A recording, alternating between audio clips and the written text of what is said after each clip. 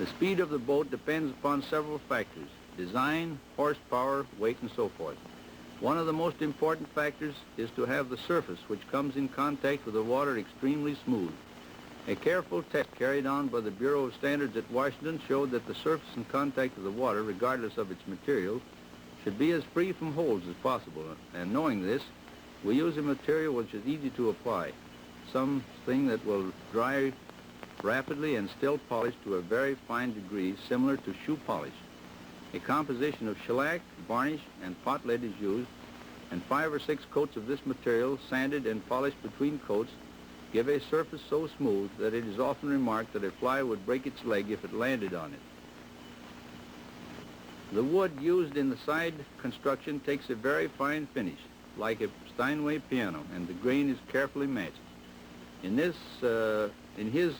own way, the artist, with a brush, some spar varnish, stain, pumice stone, and plenty of muscle, plays his part, for the ladies insist upon a fine finish, and why not?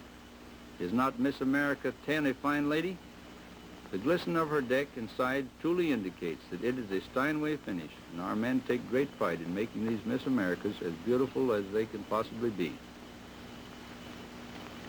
This is one of the 4 Packard engines which make up the power plant. The latest development on them is a positive pressure supercharger driven from the crankshaft at a speed of 5,000 revolutions per minute.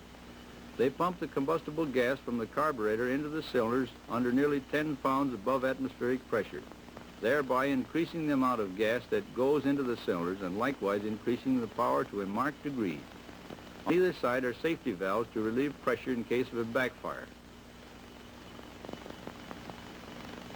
Instead of the use of clutches to transfer the power from the engine to the propellers, which might slip, the ends of the crankshaft are splined and fit into a spline in the main driving gear, making a positive drive, and when 2 engines are thus tied together, we have in reality a 24-cylinder engine driving each propeller. In this power transmission gearbox, there are 2 gears, one 15 inches in diameter attached to the engine, and one 5 inches in diameter attached to the propeller shaft, both mounted on ball bearings. The largest ball bearings are about the size of a golf ball. The large gear turns engine speed 2,500 revolutions per minute, and the small gear 7,500 revolutions per minute.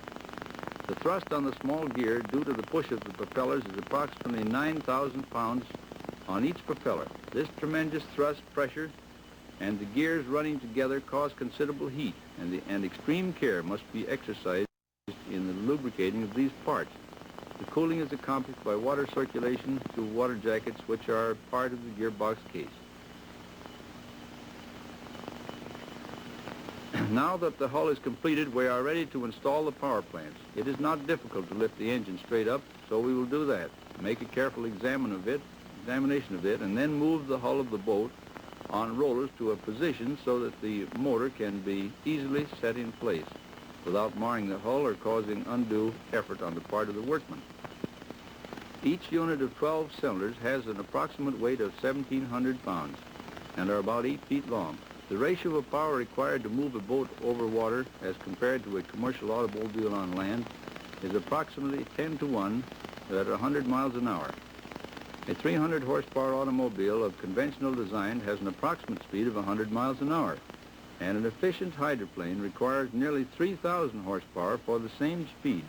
Hence this tremendous power plant for speed over 100 miles an hour.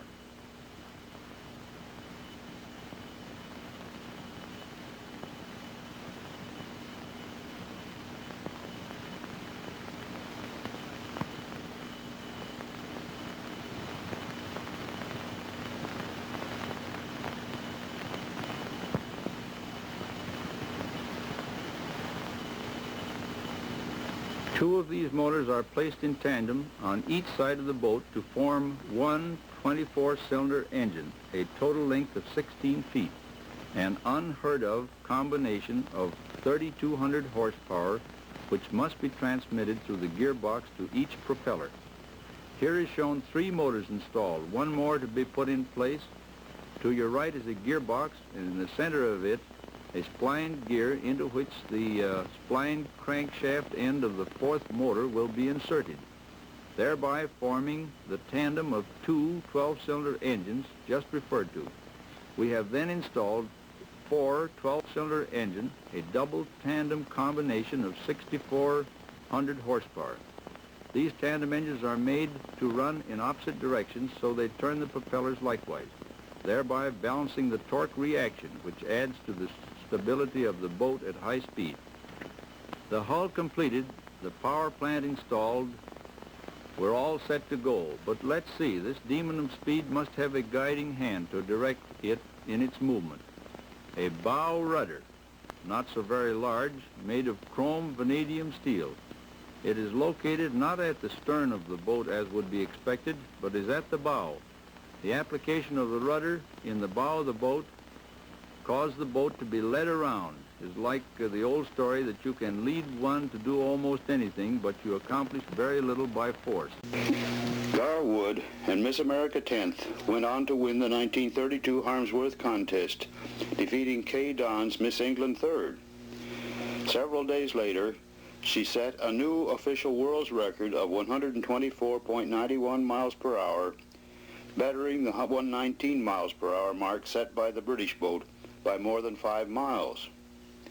In 1933, the 10th was again successful in defending the Harmsworth against Hubert Scott Payne's Miss Britain 3rd, while setting a Harmsworth race record of nearly 87 miles per hour. Because of lack of challengers, this was to be the last true Harmsworth contest.